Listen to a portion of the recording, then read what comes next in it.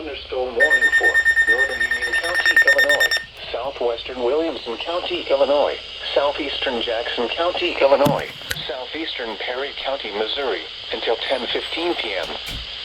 At 9:52 p.m., a severe thunderstorm was located near Grand Tower, or 10 miles north of Trail of Tears State Park, moving east at 35 miles per hour.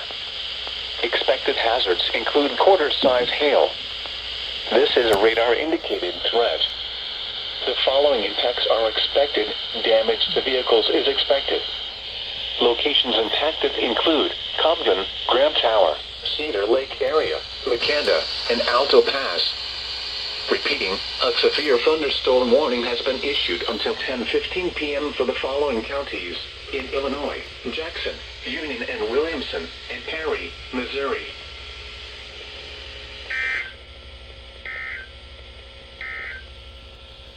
The tornado warning for north central Union, south